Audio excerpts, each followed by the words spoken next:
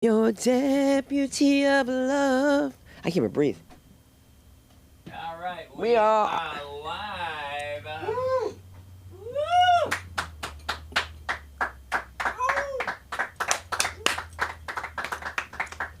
I can't twerk. I can't twerk. I might pee. I don't know. Isn't that what it is? Supposed to hold your cheeks together and cough and make some move? I'm going through something very interesting. I want to say hello to everyone. And I know somebody told me, oh, this is crazy. This is crazy. So I have a friend. We have a mutual friend, Colin and I, who out of the blue calls me and says, I've been worried about your lungs. So I'm going to put a hit on this bitch, right? Because like all of a sudden I sound like Louis Armstrong. I'm like, hello, there's nothing wrong with my lungs. What are you talking about? And I hope you're watching. I'm kidding, Alexandra. But I had just had my lungs checked the other year. You only got to go once. And so when I get to the doctor, he says, well, how long have you had this? And I was like, I don't know, a while. And then he said, you're getting over the walking pneumonia. And I go, and the boogie woogie flu. And he goes, and the what? And I realized there's a time gap that nobody knows that song. Do you know that song? Yeah. Do you? I got the walking pneumonia and the boogie woogie flu. I want to kiss her, but she's way too tall. Anyway, it's a song, and you had to be there. And I realized the age difference is like too much with these doctors. The chiropractor, when I was working with him, said, I want you to give me a big, big, tight hug, big hug, big hug. And so I got up and I hugged him, and he said, stop that, Mrs. Zaffin, get off of me. But he told me to hug him, and he says, no, hug yourself. So did you know you're supposed to hug yourself when you stretch? Thank you. It's good to know, because I could get in trouble like that. He had bad gums, by the way, speaking of gums. Oh, God, I just wanted to take some fucking peroxide and, like, zoom it through his gums. And because he's a handsome guy, but it was just so embarrassing because he's like, big, big hug, and I thought it was for him. So I don't understand the language anymore. I remember people used to say that's fat, and I thought it was fat. That was P-H-A-T back then. But you can't say P-H-A-T anymore, right?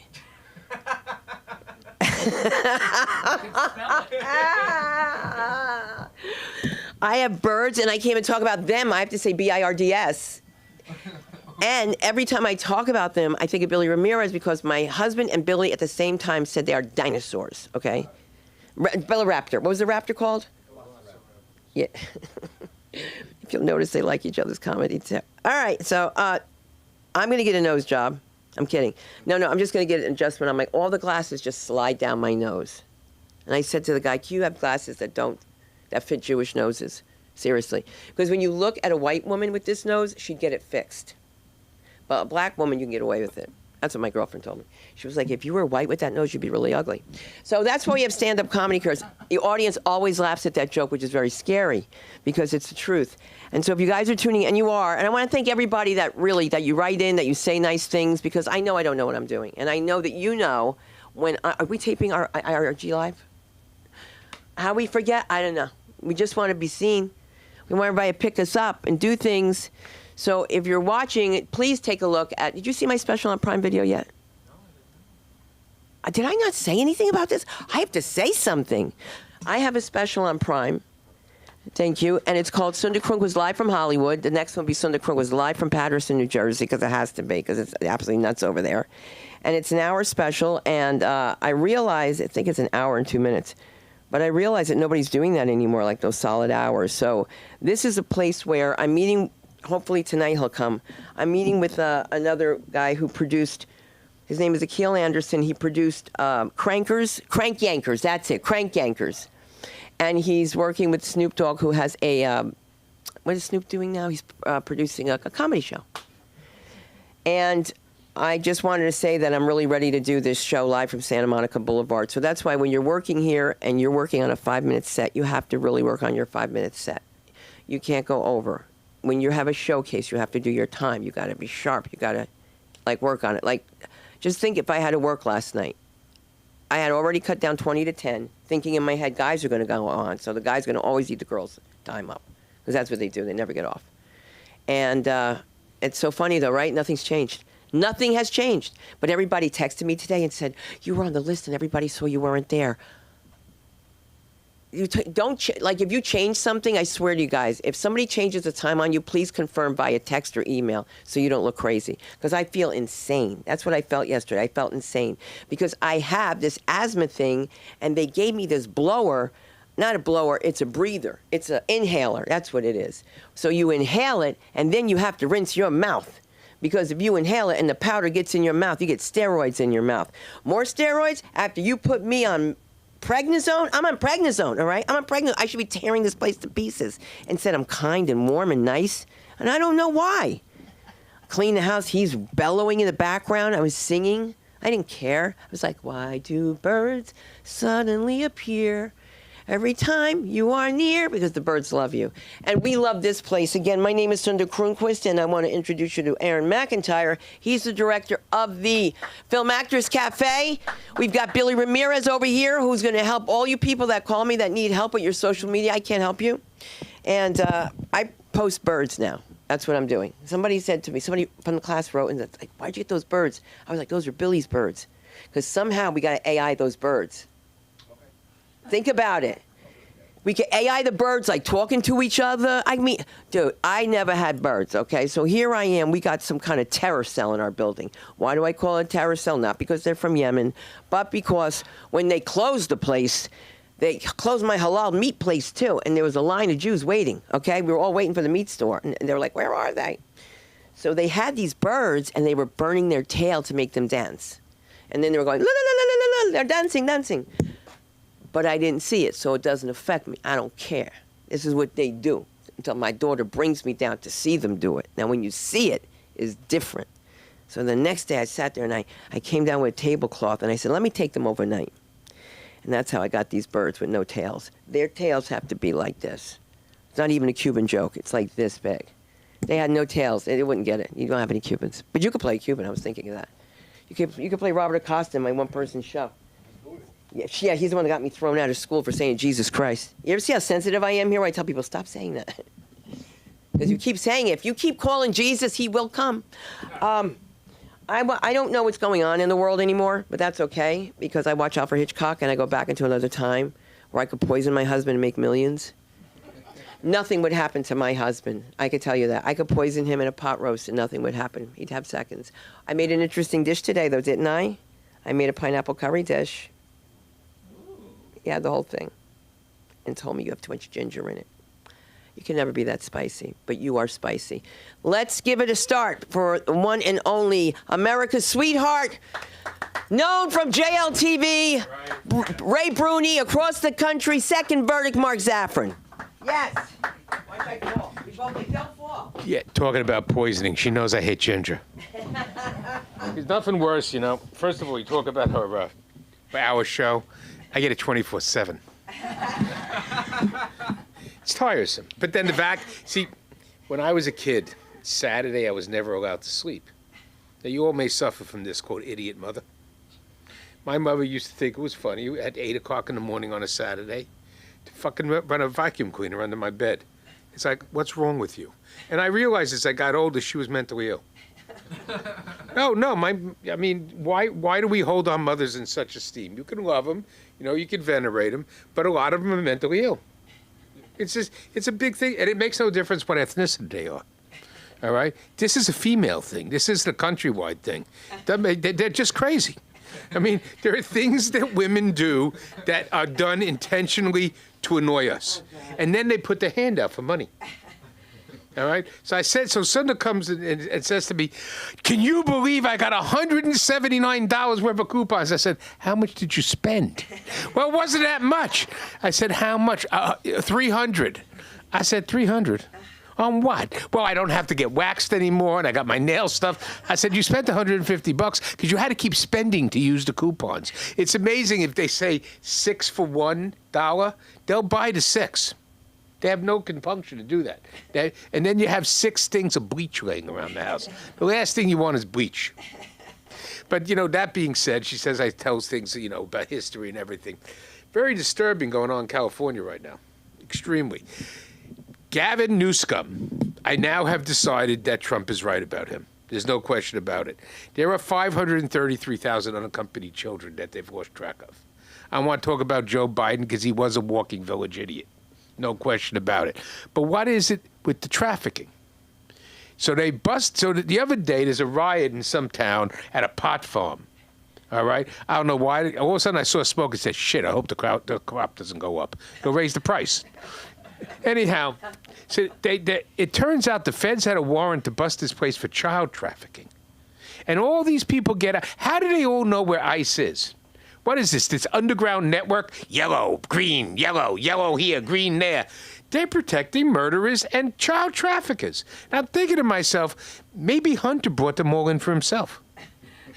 You realize that everybody's all worried today about the Epstein files, the Epstein files, the Epstein files. You really think he didn't keep files? But they destroyed them. And why did the FBI destroy them? Because I bet you Comey and Brennan were in them. Think about it. They're all perverts. All those cops, they're horrible. But it reminds me, it's a big tradition in California to screw teenage Mexican girls. Errol Flynn, they used to have to tear him off his boat. He used to have his boat, and he used to fly his yacht, and he'd go off San Diego, and he would go after teenage girls. It's a big thing around here. Because and then how do you think Harvey Weinstein was so easily accepted in California? This is a perverted city. There's no question about it. In New York, he kept quiet, He was a little bit more on the down low. Ran into him on a plane once. Why the hell on the red eye, which is 5 hours, do you have to get into pajamas with your dick hanging out? Those pajamas with the fly with the little button? Striped, too. I mean, the cheap striped ones that you got at Macy's. Though his looks like they were at Loehmann's. Now, for all of you that don't know what Loehmann's is cheaper than Ross. It was a store in New York. We had a couple of them. But then again, what did rag trade people do? They open up a store. Anyhow, I see him get onto the plane. He goes to the bathroom, changes into his pajamas. The only time I changed the pajamas on the plane was a direct flight from New York to Tel Aviv. It was nighttime. You get into the pajamas. You enjoy yourself, especially when the client's paying for first class. Great omelets. I had the 747. There's only 5 first-class seats in the front. Oh, was that fun. Anyhow, this is a tradition out here. And this child trafficking and this servitude that they want these people to come into, I'm freaking outraged. When Nancy Pelosi, with them lipstick and everything, looking like a ghoul, she's a vineyard owner. How did she make $45 million on inside trading last year? Oh, my husband did it. Your husband's a moron that let himself get hit in the head with a hammer by his gay lover. What, you think that guy was just there accidentally? All right? Anyhow, he was on the down low with her. He looked like Joe. Him and Joe could get together and dribble together. And anyhow, she has a vineyard. But it's interesting how they all got this vineyard and they made all this money. Turns out that it's essentially, they've somehow managed to feed off the John Paul Getty estate. Newsom's grandfather or father was deep in with John Paul Getty and became the trustee of the trust because he never trusted the kid, the one who got his ear cut off, because he was in on it. Take my word for it. You're too young, right? They kidnapped John Paul Getty, who was a very wealthy man.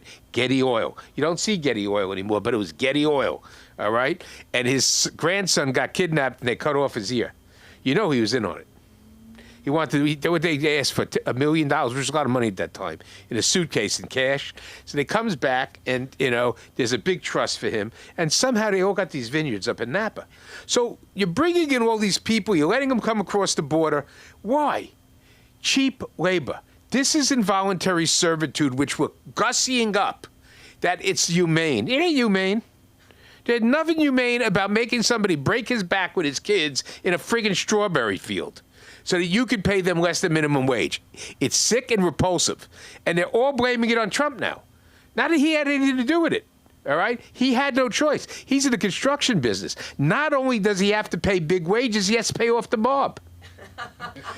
But this is worse here in California. They paid the mob, known as the Sinaloa cartel, all right, to traffic these kids. They found kids working in chicken plants. That's who was picking the marijuana, kids.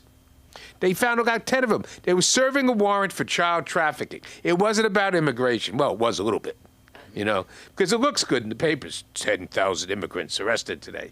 But I keep trying to find a kid with cancer. One of the idiots back, he said, do you know that they're evicting? No, they're not landlords. Do you know that they're deporting kids with cancer? I said, no. Show me. Which kid had cancer? It's always a story. Everybody's busy saying that the world's going to come to an end, right? The world's not coming to an end. But the disgusting thing is Gavin Newsom and Nancy Pelosi profiting off illegal immigration just so somebody can pick their grapes. And how do I know? Because she said it. She said, what are we going to do in our economy if there's nobody here to pick our grapes? Where is Cesar Chavez when you need him? And for those of you who don't know who Cesar Chavez is, he was the head of the United Farm Workers. And he organized all of these migrant farm workers so they got better conditions. And they've deteriorated under successions of Democratic administrations. After years of practicing law in New York, I will tell you one thing. The Republicans, they're not big on bribes. I know all the bullshit and everything else. It was much harder to bribe a Republican. Really, they were too expensive. The Democrats, really, they are, you know. But the good thing about a Republican is he'll stay bought. You pay your money and he'll stay bought. The Democrats are feckless. Right, Aaron? The Democrats totally feckless. You pay a Democrat and he'll have his hand out for somebody else.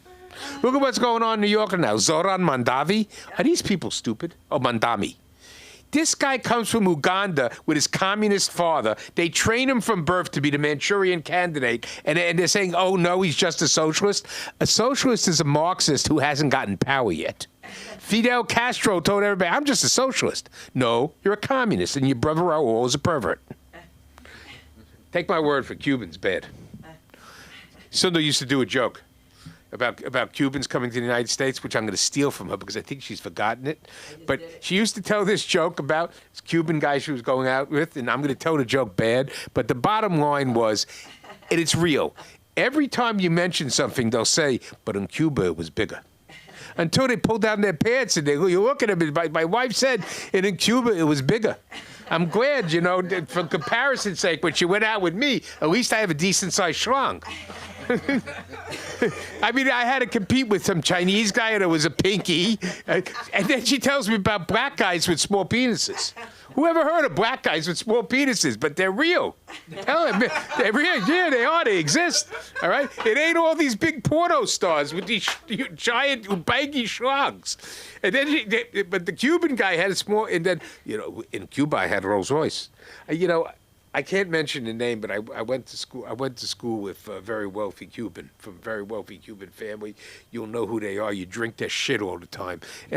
He used to talk like that, but we had a bigger house. And I knew this banker. I used to say, yeah. He goes, you see that? That was my family's house. Why is always the palace your family's house? There used to be another comic in New York, Sam Brown, God rest your soul, you mentally ill idiot. Anyhow, Sam Brown used to do a joke. Every cab driver in New York would turn around and tell you, in my country, I was prime minister. How many prime ministers are there? All right? The general, oh, yeah. Let's talk about Ilhan Omar for 2 minutes. All right? Here's this woman coming around saying America stinks, America this, America that. Has anybody here seen Black Hawk Down? You see the movie? Yeah. Right. That's Somalia. That's where she came from. America's the worst place on earth. Do you ever see what goes on in Somalia? Or how about South Africa when they're putting a tire around somebody's neck and burning it? Right? This is not a bad place. At least they don't put a tire around your neck and burn it. All right? Criminals have lots of rights here. Right? More rights than the victims. Look at that, Brian Kohlberger. Stone-faced psychopath. That is somebody who should have just been given the needle. He may actually have sperm frozen somewhere. If you ever think about terrible things, can you imagine if Brian Kohlberger had sperm and was selling Brian Kohlberger sperm? All those uppity educated girls that froze their eggs, they could have children with Brian Kohlberger. But there's one poor guy there who's pissed off. He said, why is it that you went ahead and you settled with this guy? You know what the answer? The FBI fucked up the investigation. Instead of using their own labs to test the DNA, they used a commercial lab. There you go. They ever went to trial on that, this guy might have gotten off. They had enough other evidence against him. Stone cold killer. He made Charlie Manson look like a choir boy. But you know who Charlie Manson is, right? You're young. Yeah. You know who he was after? Doris Day's son. Doris Day was a big star in the 50s, right? So, you know the Beach Boys, right? What, Brian Wilson just died? It's not too early for this, right? Charlie Manson killed all those people because he swore that the Beach Boys ripped off a song from him. This was all over a stupid song. He got all those wide-eyed people scratching SWAT stickers on their heads with names like Squeaky Fromm. What was she squeaking about? It must be the sound she was making when she was blowing Charlie. I keep laughing. I had a friend in college that looked like Charlie Manson. He used to walk around with his long black hair and a hat. I had some strange people I went to college with. Very, very good college, but what people? I mean, crazy. That's where they invented half of the drugs you take today. It was in the back rooms of the laboratories at the University of Rochester, were a lot of stoners making LSD. Bring it on. Yeah. The real stuff. My kids will tell me, I took acid. I said, no, you didn't. You can tell me you took it, you didn't. No, it didn't happen. Even 40 years ago, we were worrying whether it was bad. But, in those days, you'd get a nice tab, but you knew it wasn't real unless you got it on paper. You had to have bladder acid for it to be real. Am I divulging too much? I'm 70. I can give a shit who knows at this point. My mother's been dead for whoever. Somebody killed her. No, I mean it. All of a sudden, she's dead. Right? She sues my wife and drops dead. Go over to her house, she starts telling me to take things. Take things, take this, take that. I had 2 evil children with me, Satan and Lucifer, my children. I wasn't taking anything. There was no way I was going to let my hands be free in case I had to skid around and grab one of them. They swear I never touched them. All right, but the one time I got a big ticket in L.A., I was going to hit him with a cell phone. Fucking cop thought I was talking on the cell phone. I got a ticket. I got a ticket in Rodeo driving a Mercedes why do you stop a guy in a Mercedes? I thought the only people you stopped randomly around Beverly Hills were black people. I mean, really. And it was a black cop. That's really what it was. Gave me a ticket. I said, I'm not talking on the phone. I was going to use it to hit my kids. And he goes, well, that's worse. So this is kind of the last. I'm driving down the street the other day, and I see this woman driving a BMW, a new one, holding her cell phone in her hand. Wait a second. I got a friggin' Ford, all right? My Ford at least has Apple Play where you get a text message that says, text message from Sunda. Can you stop and bring home tampons? Oh, no, we don't have that anymore. But you can at least go, you want to reply? Yes, you reply. No. And then you get another, what do you mean no? You can have a whole argument over your car phone. You really can. And then... Tell Aaron that. Now he knows how to stop me. Oh, yeah. How many women drive around this town with their phones in their hands as they're busy hitting your car? Right, well, every time Sunda came home after the latest car was smashed up, I asked her, who are you talking to? Had to be distracted from something. But it's California. It does it to you. I was watching the news, and this woman on the news, they called her a Democratic strategist, was trying to justify child trafficking. I got to get back to it, because there is nothing more disgusting than child trafficking. Think about it. This ain't the Middle Ages. They don't get married at 14 here. They're little babies at 14. We're not supposed to have 15-year-olds. And on top of the trafficking, somebody pointed out, it's bad enough that they traffic them for sex crimes, but these kids are being made to work like slaves and get raped. Think about it, all right? That's what and then I saw Newsom in North Carolina running for president. Why is it that Americans are addicted to electing Nepo babes? Because Newsom is a Nepo babe. Kennedy was a Nepo babe, but his father was even better. Speaking of gangsters, man, the Kennedys, you think they're messed up? Old man Kennedy was screwing the star of his decade, Gloria Swanson. That was his girlfriend, all right? And he was a bootlegger. The moral equivalent today of a cartel czar. That's what John F. Kennedy, that's what Kennedy was, the old man. And he was a Nazi to boot. No, he was. World War II. Listen, Kennedys have a checkered past. Not that the present isn't too checkered either. All right? World War II, right before World War II, he's the ambassador to England. He has his boys with him. The dumbest one, the one he was grooming to be president, all right? He was going out with a Nazi spy. And then this one, the one that was president, he also was hit by the Nazi spies because they had this thing for blondes. That's why Marilyn Monroe's dead. So here they shipped him to the Pacific. The other son, they had him smash his plane into a dam. Oh, Lord. Listen, they were weeding out the Kennedys, man. Then they left us with Teddy. And now what's worse, we got Schlossberg and what other Kennedy we stuck with these days? I know there's one looning around somewhere. Oh, RFK Jr. I kind of like him. All right?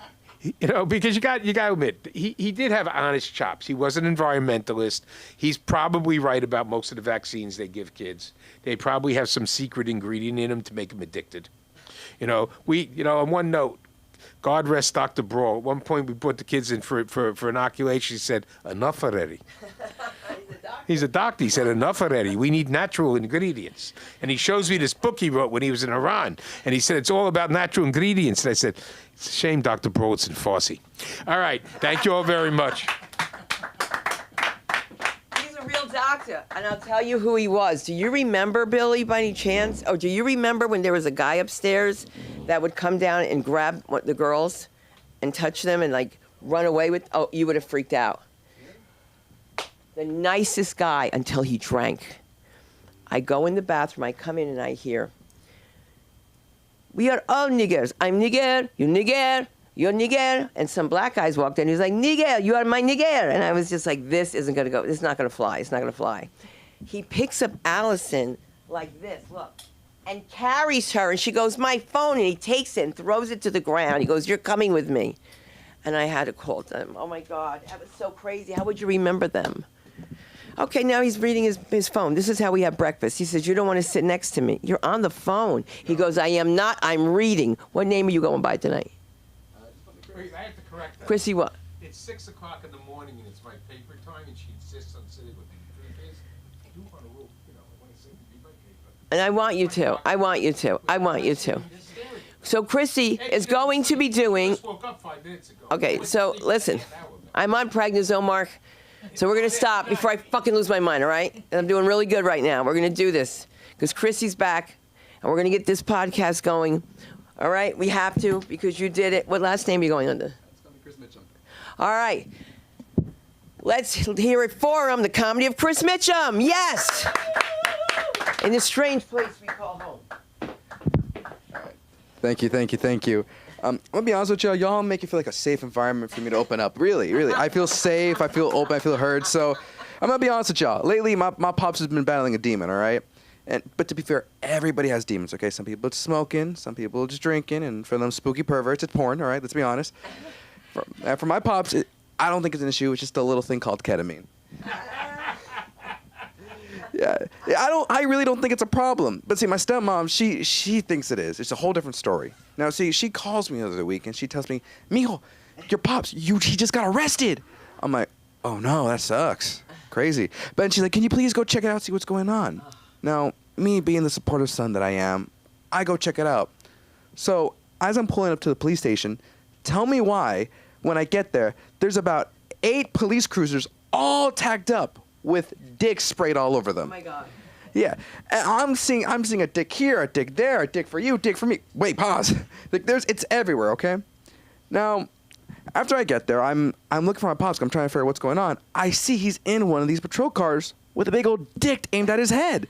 It's horrible, and he's pissed off, as you could tell. And I'm letting him be. So as I walk into the police station, I talk to the front desk. Okay, and I'm chatting. I'm giving my information. But as soon as I give my full name out, all the cops within earshot stop what they're doing and stare at me. And I don't know if y'all ever been in a room full of angry cops looking at you, but I felt 2 shades darker at that moment, all right? I'm not gonna lie. Like, I was half expecting some body cam footage to go missing, okay? Shout out Epstein.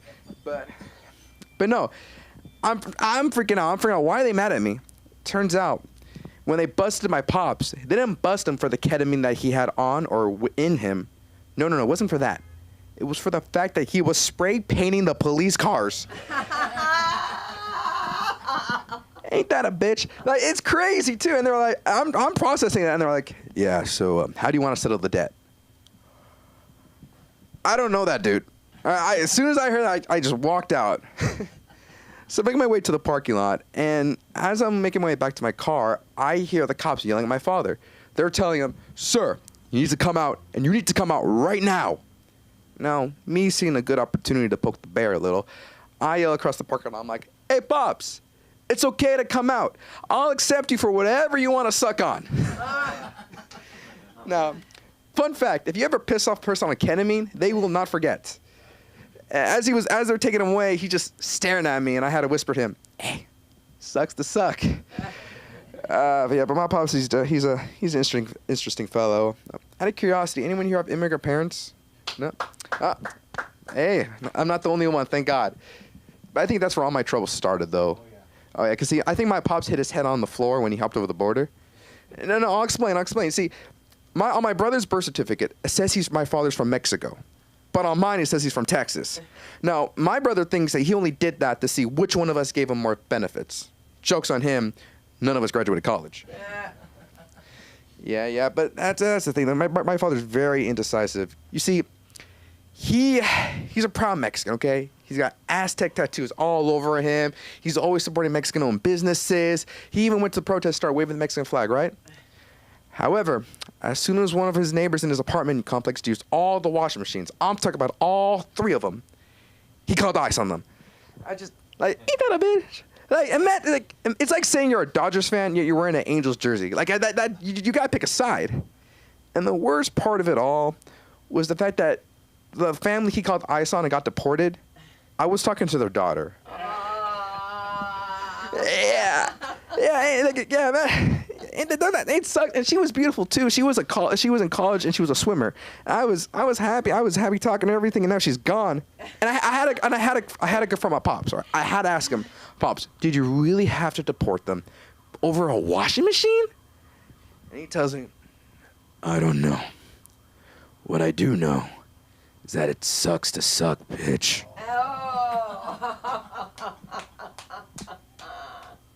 Have any of y'all ever been cock-blocked by your dad? He had the audacity to add a bit of ice on top. Ain't that that's fucked up? But it's not just my father though. It's not my father. My brother's weird too. My brother's an asshole. But see, my brother. Before I get to anyone here thinks that WWE wrestling is fake. You know,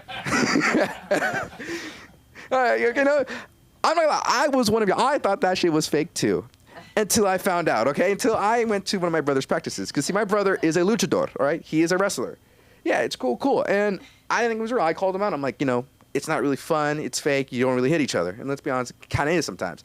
Now, and he told me, Amano, come with me to practice and just check it out and see if you like it. And you know what I realized? I really do like luchadoring. I like wrestling. They don't fully punch each other in the face to break a tooth. But they will hit a kick once or twice. And I actually learned to respect. I love the drills. I did the cool tricks. I did some flips and shit. It was really, really fun. The people there I was training with were actually nice people. And my brother opened his fucking mouth. Oh yeah, I'm talking to some of the coaches, and they're hyping me up like, "You're so good, you're so great." And then my brother yells, "Hey Chris, I didn't think you'd like it since you consider this is fake."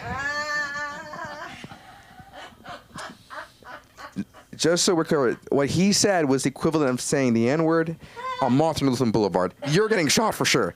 All right. And as soon as he said that, everybody in that facility turned on me. Okay. Now, but 2 of the head coaches came to me. He's like, "Hey, you know what? Since you like it so much, why don't you come in the ring and do a sparring match with us?" And my dumbass said yes. So I'm in the ring, right? I'm going against a 6'3" black dude. And a small Latina, okay? Now, I'm squaring up against a Latina first, okay?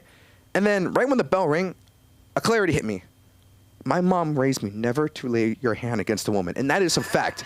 Never, under any circumstance, should a man ever raise his hand against a woman. So as soon as that bell rang, I started backing up. And I was in leg distance for her to kick me in the butt.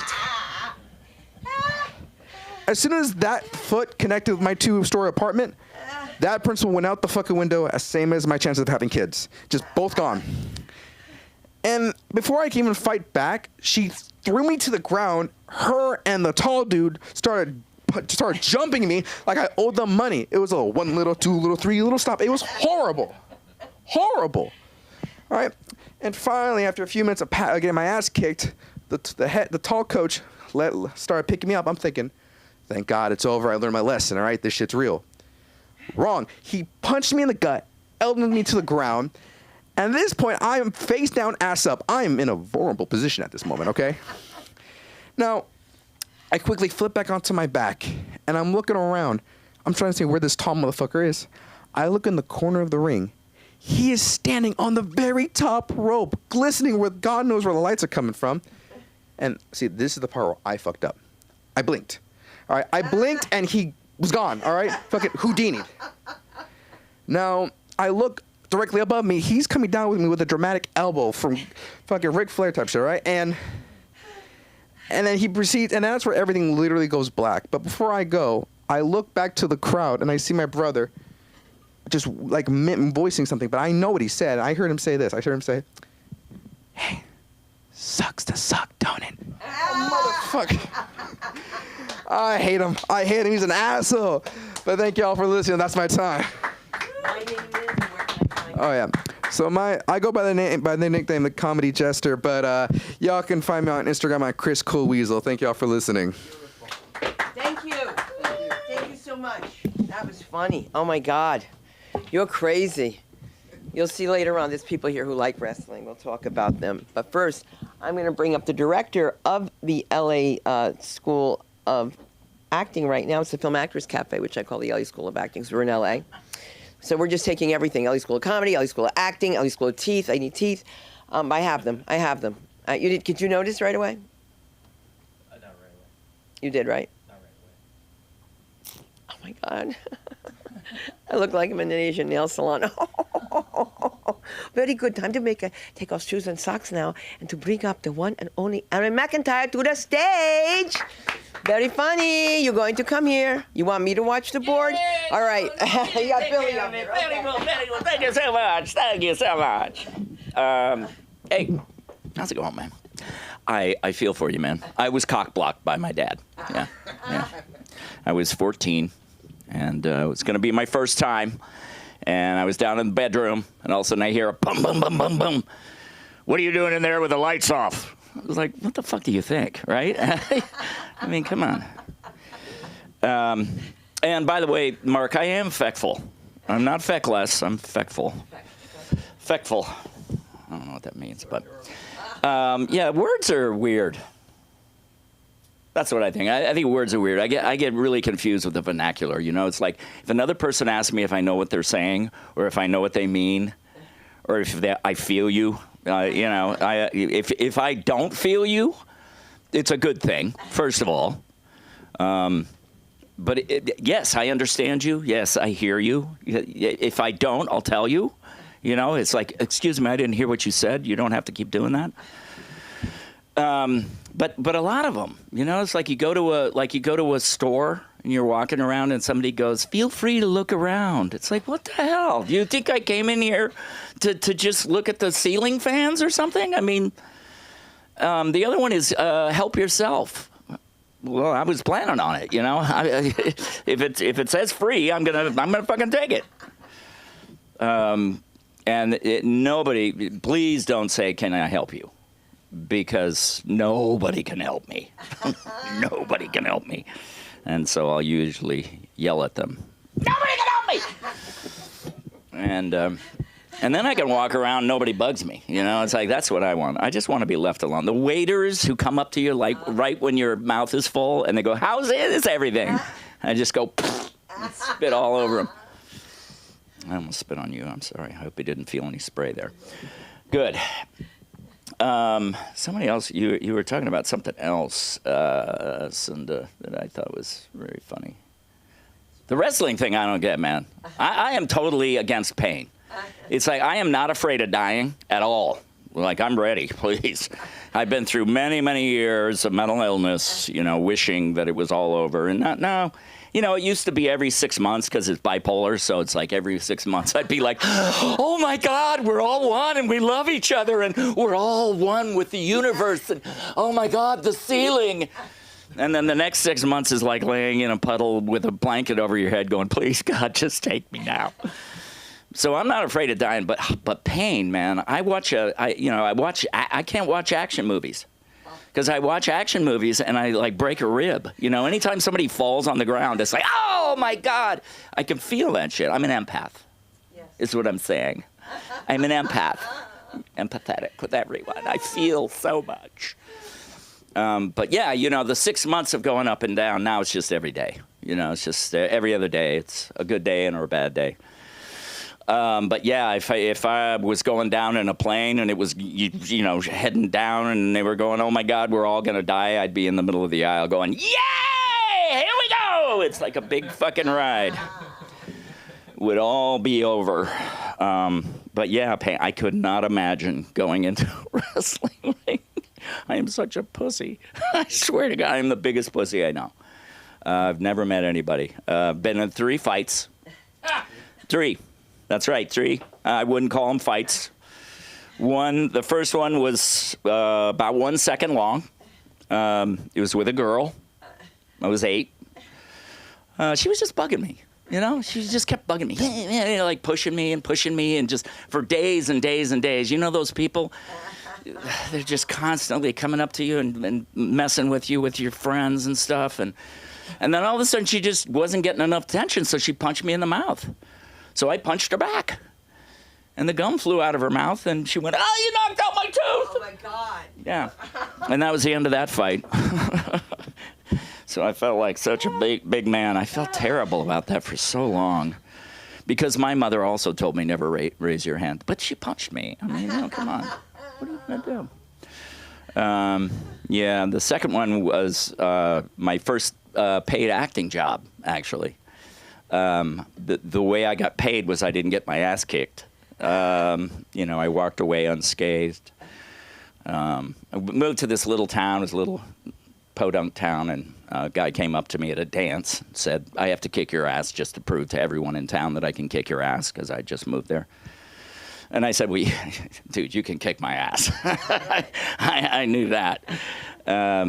So, yeah, they all followed me out, formed a circle around me. This guy punched me in the mouth, and I just dropped.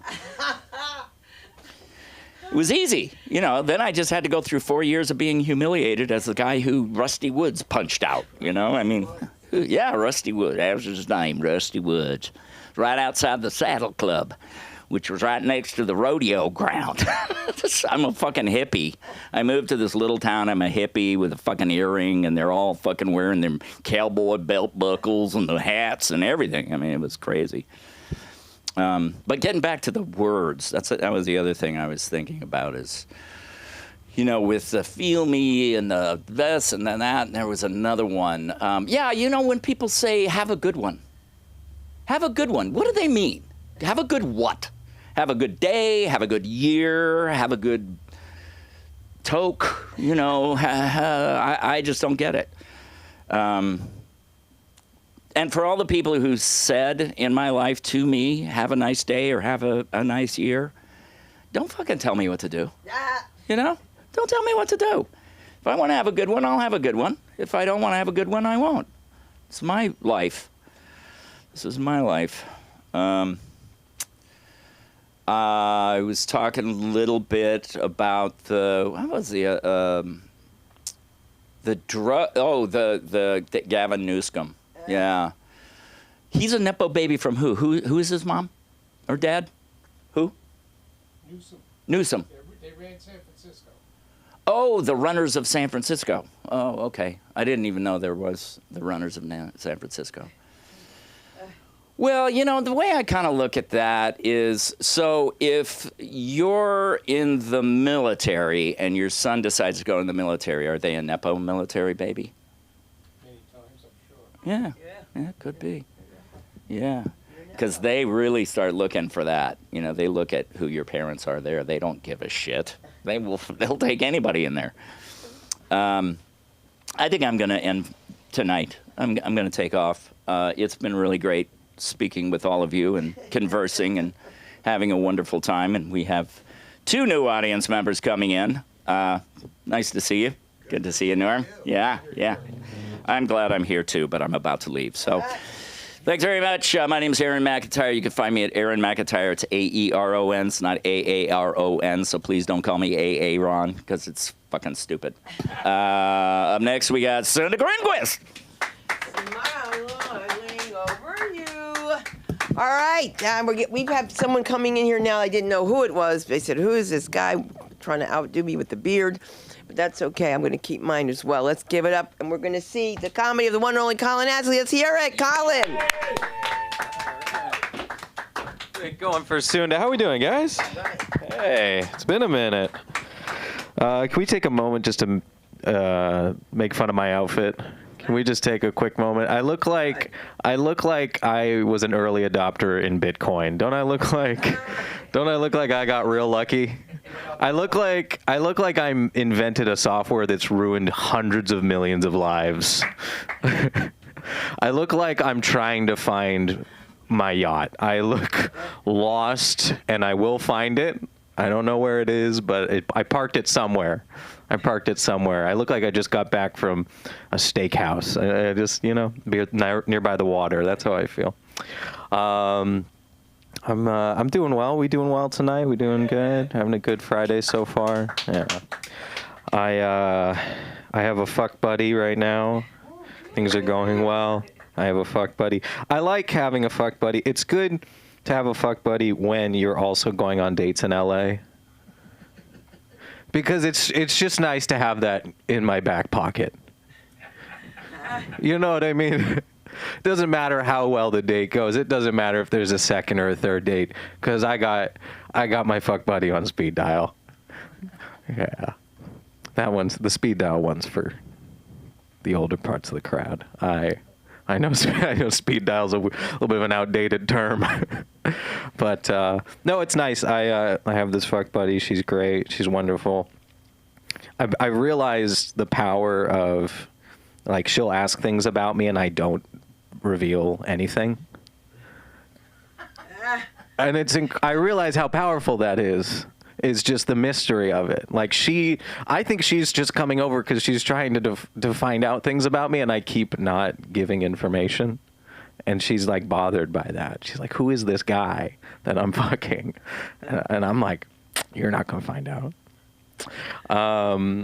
We're having fun. I'm enjoying her company. But the thing is, we were screwing, and I gotta find another one. I gotta find another term. But we were fucking, and all right, that one didn't work. All right, so we were shaboinking, and anyway, the condom slipped off, and I freaked out. Right, it's like 5 seconds, but I go back in. I'm like, wait a minute, this feels too good. Oh no, this feels a little too good. Am I?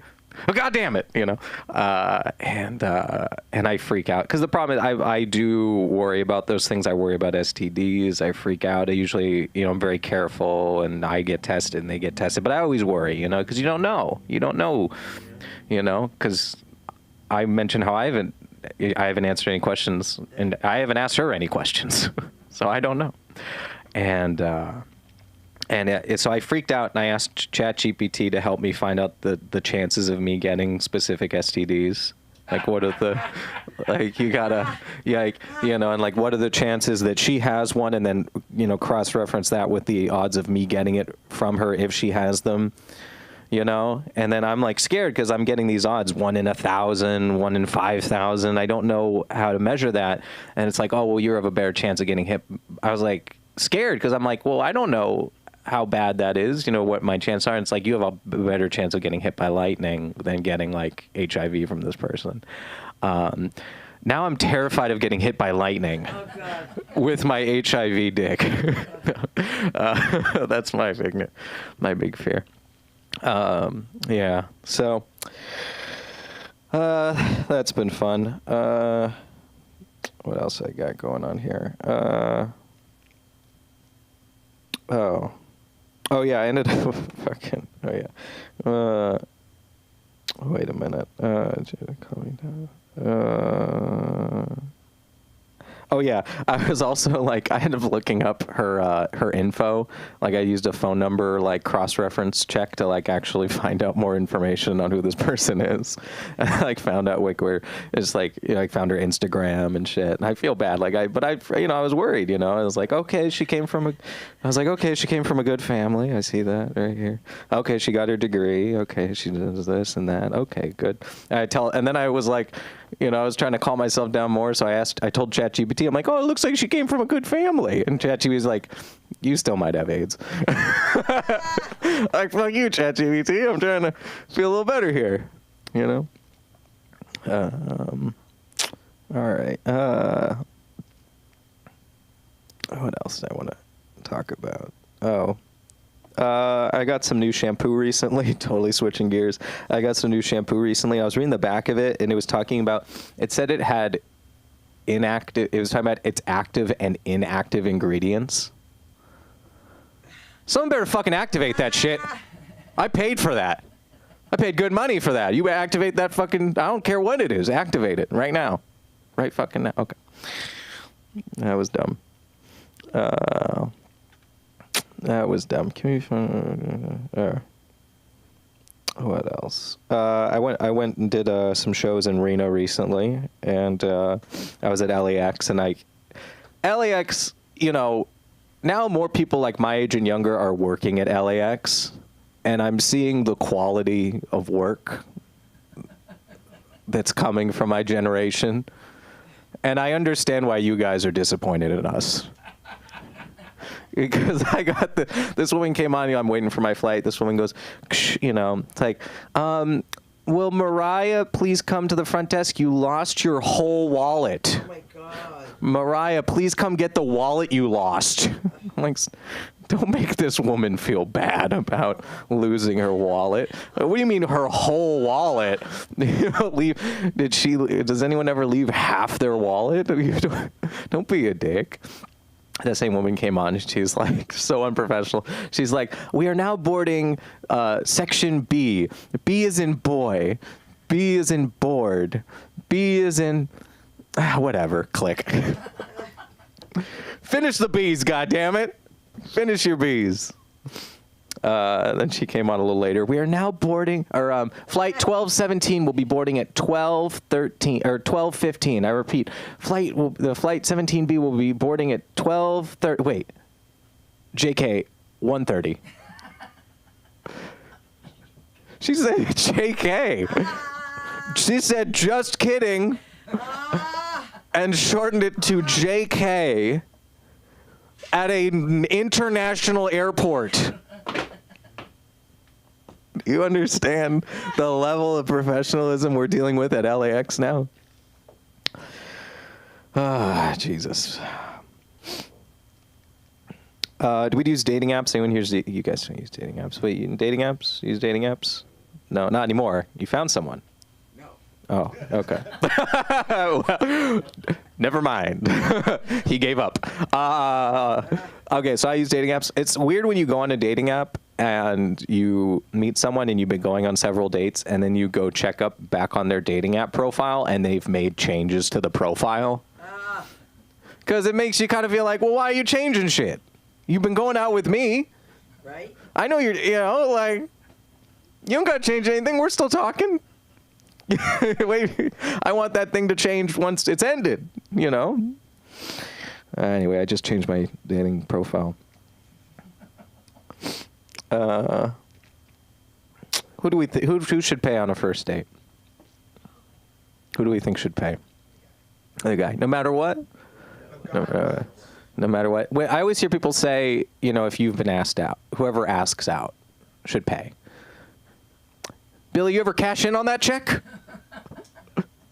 Exactly.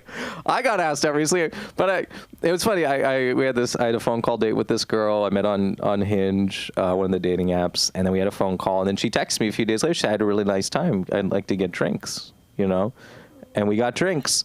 Guess who fucking paid? Your boy here, and I don't really care. But it's funny because it's just it's a catch-22 because I'm not gonna go, hey. You know, most people say whoever asked out first should pay. I noticed the check just came. I'm not playing that game.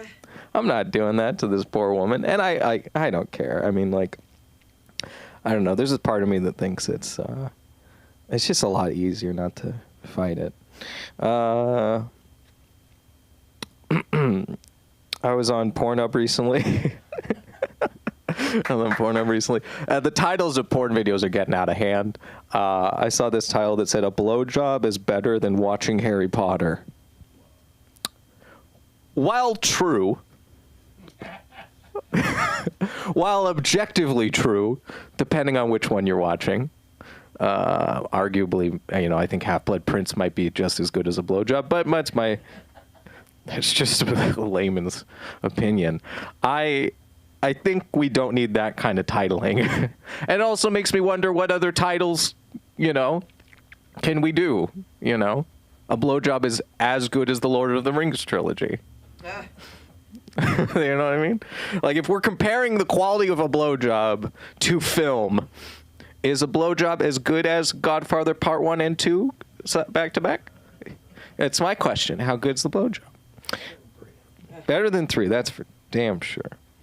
You know what I hate when people say, wouldn't it be nice to know you're in the good old days when you're in the good old days? Kill yourself. Fucking kill yourself.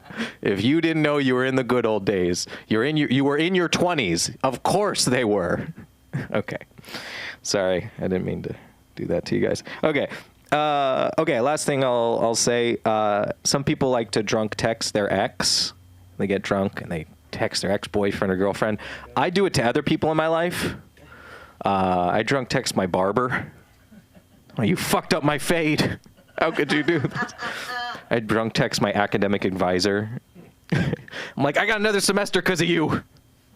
I drunk text my accountant. Can we fuck, I fucked it up.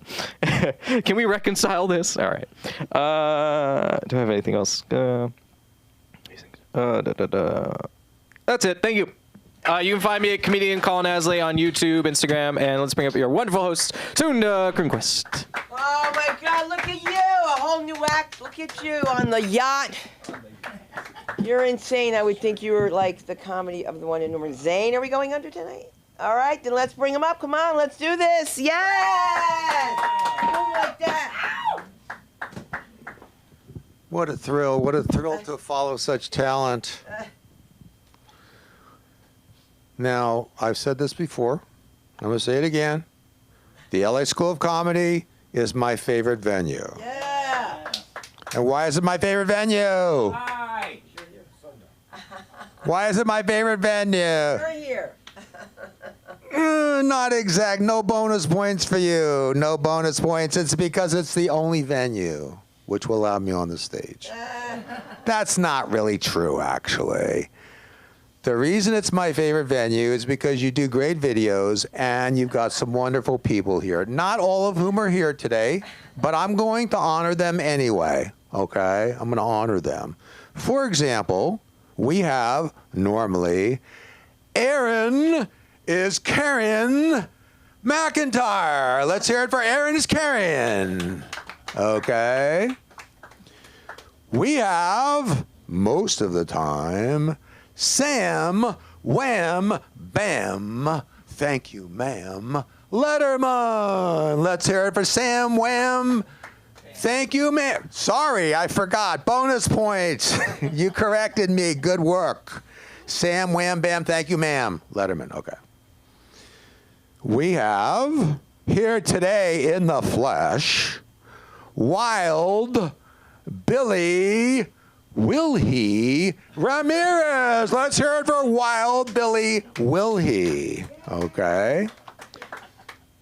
We also have here Marianne again. Arriaga. Marianne Arriaga. And last but not least, we have Fun in the Sun. Duh. Fun in the Sun, duh. Kronquist. Kronquist, right there. Fun in the Sun, duh. Okay?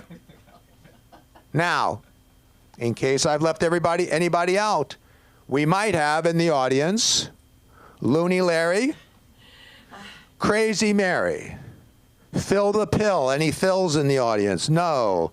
Bob the Blob, John the John, Don the Dong, or possibly Evil Elon or Elon Miss. Okay, that's a possibility. I'm going to move on now. Enough of whatever that was, okay?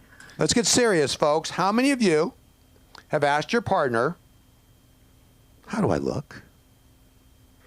How do I look? Anybody? Fantastic. Yes? What was that? And what they say?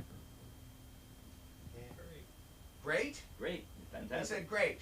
Did they say, I like your look? Did they say, I like your body? Did they say, ooh, yummy, yummy? Did they say, I need a hunk of that junk? Ma'am, did they ever say that to you? They need a hunk of your junk. Okay, let me say that slowly for you, ma'am. Do they need a hunk of your junk? That's okay, ma'am. That's okay. It's all right. It's okay. It's the whole routine is dumb. Okay, so, but I'm going to continue anyway. Okay. How about an opposite reaction? When you ask them, "How do I look?" They go, "Ah," and they fall on the ground and collapse. How many of you have had that experience? I see no hands. I see. I've had that experience. That's why I don't ask them. I don't ask them. Okay. What do girls ask me for? What do girls ask of me? Bonus points. They want a carload of cash. They're not interested in a hunk of my junk. They want a carload of cash. Very good. Bonus points. Okay. Have you ever thought that maybe it'd be better if your partner not tell you the absolute truth about how they feel about you? Anybody? That gentleman seems to be nodding, but he might have just woken up. I'm not sure. He's a little dazed. Have you ever felt that it would be better if your partner not tell you how they thought about you? Yeah. Yes. Honesty. Repeat after me. Repeat after me. Sometimes the truth is no good. Repeat after me. Sometimes the truth is no good. Sometimes truth is no good. I've had it with the truth. What happened? No good. I've had it with truth. Good. Is that Aaron, by the way? Yes. Ah, he's still here. He's still here. That's fantastic. And he's carrying too. This is great. Okay. Let me move on here. How many of you have experienced complete hatred and loathing from your partner? Yeah. Yes! Yes! It's like nothing you can say is any good, right? It's like the minute you open your mouth, you're dead. It's like you could say, the weather's great, honey, and she'll say, can't you think of anything else to say but the weather? Is that the only word you know? Have you gone to school? Why can't you tell me how much you love me? How much you lust for me? Right? That's the general idea there. Okay. Let me move on. How many of you have met a woman at a bar and that experience led to a serious relationship? No, you see? I was right. Remember? I told all of you people here, no one remembers this, that I never met a woman at a bar. It's true. It's true. Okay. How many of you have met a woman or a man or a partner, whatever, as a result of an introduction from a friend, and as a result developed a serious relationship? Yes. What happened, Aaron? A friend asked me to go to a place to have drinks, and when I got there, there was another person that he was trying to set me up with. And it was his wife, right? No. It was not his wife? No. But she did end up being my roommate for 3 years. And I call it roommate because I don't want to say lover. That's amazing. That's amazing. Good for you. Good for you. Okay. Okay, I'm going to ask one more question here. How many of you have felt at any time in the last 5 years that you wanted to physically harm another individual? We get a yes from this gentleman. He's woken up. We get two. Anybody else? Yeah. The rest of you are liars. The rest of you are liars, folks. Ma'am, are you telling me that you have never wanted to harm another person? The girl, it's a girl. Oh, you wanted to harm a woman. She was, oh, you did harm someone. You see, this is the truth is coming out now, folks. You know, I think I'm going to call it quits for tonight. If you want to remember me, just think of Zayday, pay you someday. Zayday, pay you someday. Or I could have paid you. I would have paid you. I should have paid you. I didn't pay you, but I'll pay you someday. Thank you. There you go. Well, now that you're talking about not paying, I'm going to be Shirazadeh, no Payzadeh. Today I don't want to pay today. And I want to call Mahmoud, my valet, so he can fix my car because he says $450. And I wanted to say $500 because the community is talking about me because my dress was bought from downtown. And I was talking to Mitra, and we decided we're going to stone everybody. Everybody going to get stoned. You get stoned. Colin gets stoned. He going to get stoned. He have Turkish. He know about rocks, and I know about wrestling. And I got a guy coming to the stage. He's going to be the hottest guy in Latino wrestling soon. I'm gonna submit you. Give it up for Billy Ramirez.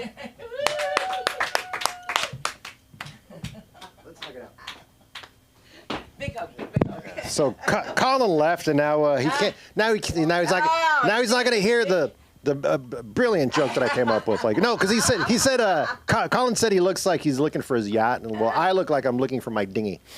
So, anyways, I guess I got to do the wrestling joke, right? Yeah. So, is anyone here a fan of pro wrestling?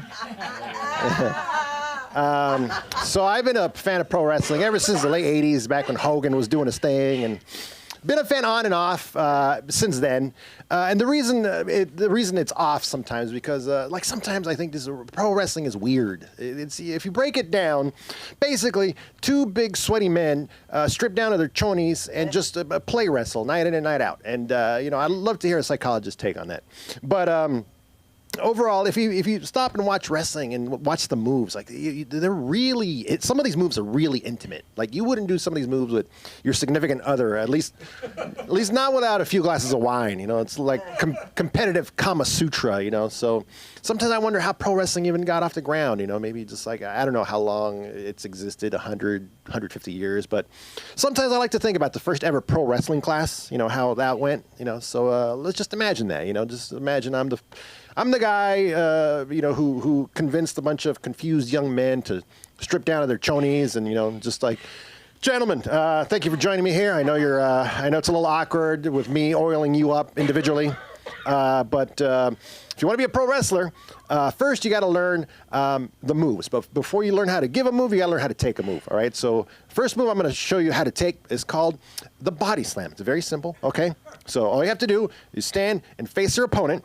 And then your opponent places his left hand on your right shoulder, and then with his right arm, he picks you up by the taint and then drops you. Any questions? Yes, you. Yeah.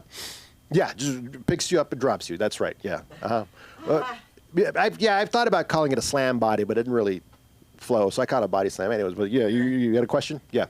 No, it doesn't go up. It goes kind of between the cheeks. All right, listen. All right, I sensed some trepidation about the body slam, so I'm going to teach you how to take a different move. This one's called the pile driver. Very simple. Oh my God. Starts off just like the body slam. You stand and face your opponent, and then you bend down, and then you shove your head in your opponent's crotch. He picks you up, falls backward, and drops you on your head. Any questions? Okay, we got a lot of questions already. Yes, you. Yes. Yeah, drops you directly on your head. That's right. But if you had been paying attention, you would have seen that your head is safely cradled in your opponent's sweaty groin. Okay, so it's very close. Mm-hmm. Yeah.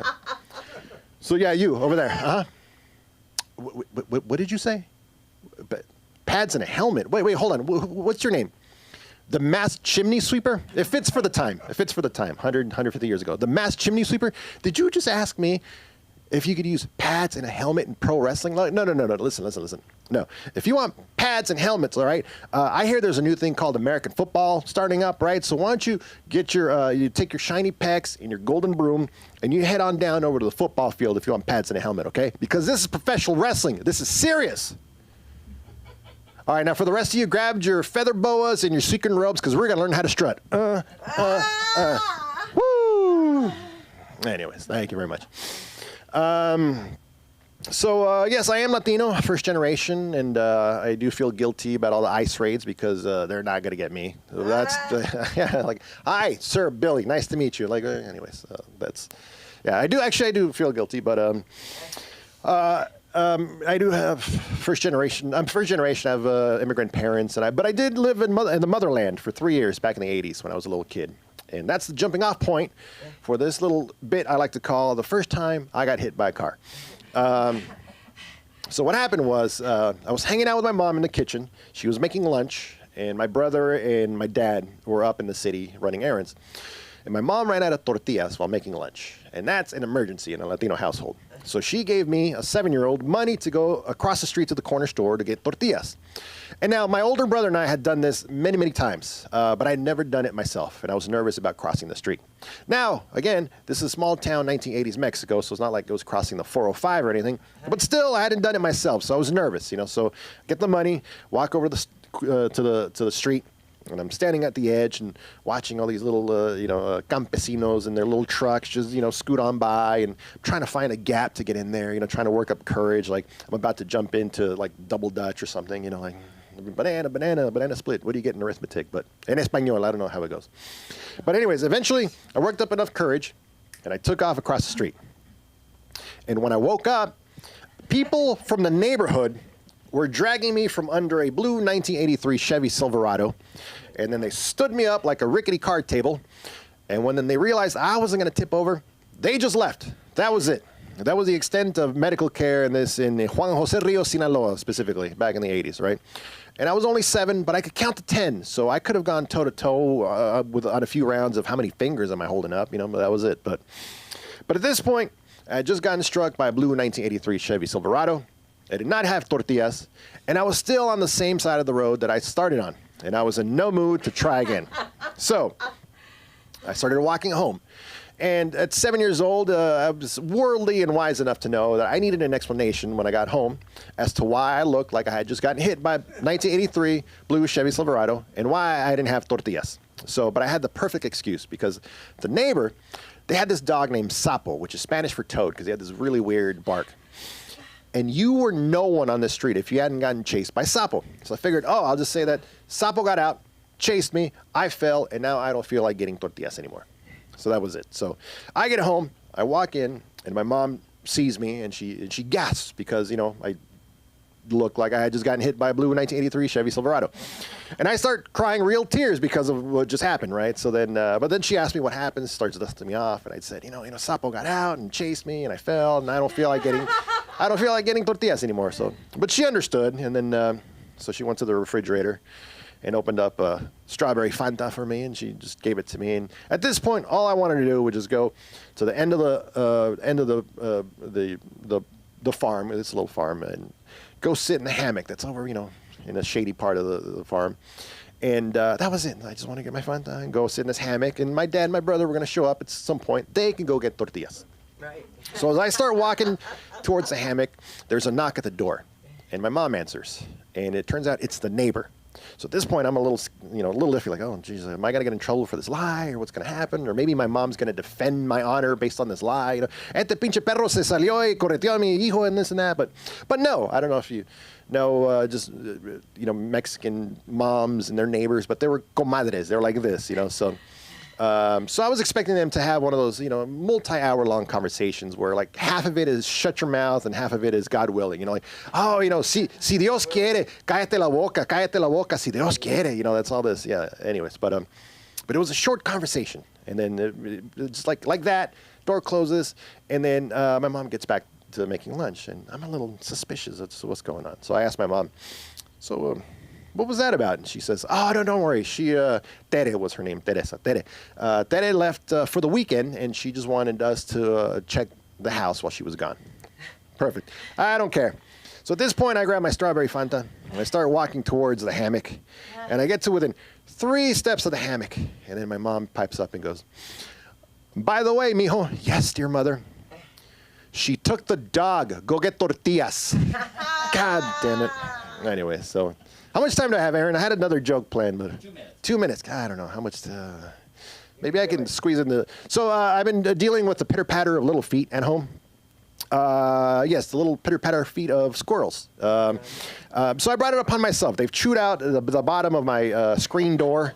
It looks very, weedy, like that. Anyways, but so I started feeding one squirrel, and she's got a kink in her ear. I call her Kinky. So I started feeding one, and then I started feeding more and more and more, and I don't know, word got down the squirrel pike or the squirrel nut vine, but more squirrels started showing up. And then I switched from feeding them bird seed, whatever I could find, to feeding them peanuts. And they love the peanuts because they just grab the peanuts and go. I basically turned my back patio into like this peanut drive-through, It's great.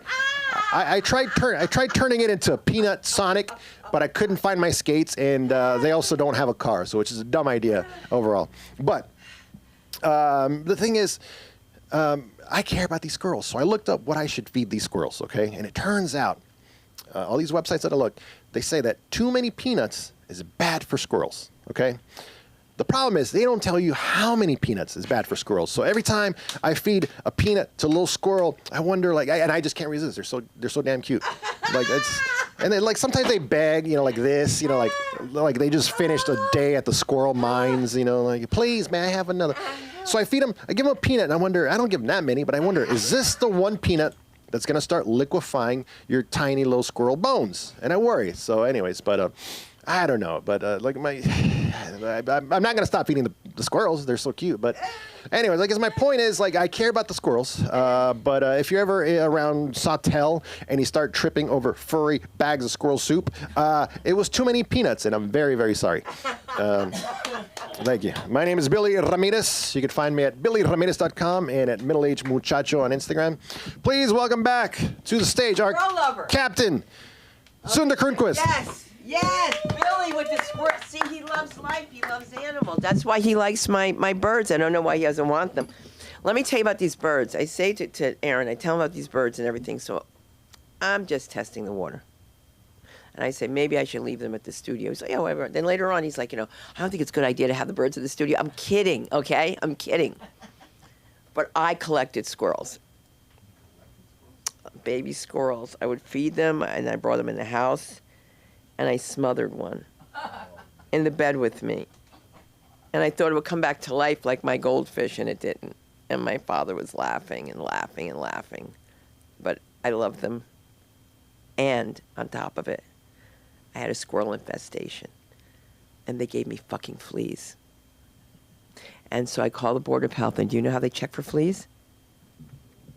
They come in your house, they wear white socks, and they pull up their pants like this, and the fleas jump on their socks, and that's how they tell. I have a date. I go to the bathroom. I look at it. All I did was pee. And I look at the toilet, and I see this big fucking tail going around and around and around, and I'm screaming. It's Heathcliff. It's my bird, my cat. It's a Maine Coon, huge tail. And my boyfriend at the time was from Virginia, and he goes, darling, why are you streaming? Why are you streaming? He goes, is it your mama? Did your mama die? Because I was like, wah! Imagine just wiping your ass and finding it in the toilet. You're like, what? Did this fall off? And it wasn't my cat. It was a friggin' squirrel who fell in the toilet.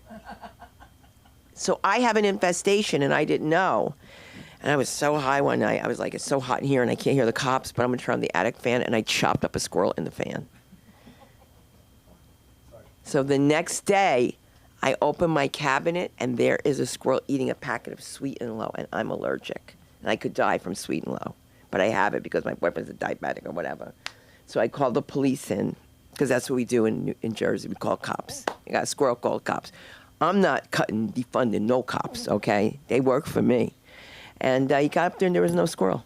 But he said, you got a problem up in the attic. There's blood coming out. I mean, it's terrible. It just went and cut it all up.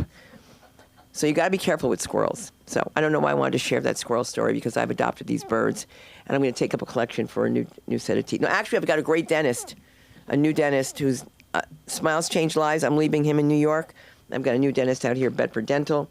And I have a beautiful smile as far as it goes, that side. And we have so much stuff going on here. You got to get you know what? You got to get your podcast together so you could take those clips and then post them on your social media. And it just takes your content and makes it happen. I could talk till I'm blue in the face, but you can never tell because I'm black. Then I'd be black and blue, and I don't know what to do. I want to thank you, Aaron, for coming up. Thank you, Billy. Thank you, everyone, for showing up. And America's Sweetheart, thanks for staying awake on my set. Take a look at this. Take a look at this. Does he get up early in the morning? Why you gotta treat me so bad? Ha, ha, ha. Never, never had enough, and I don't know the words. Keep spending money on me. Got me? I never know the words. I love you, Mark.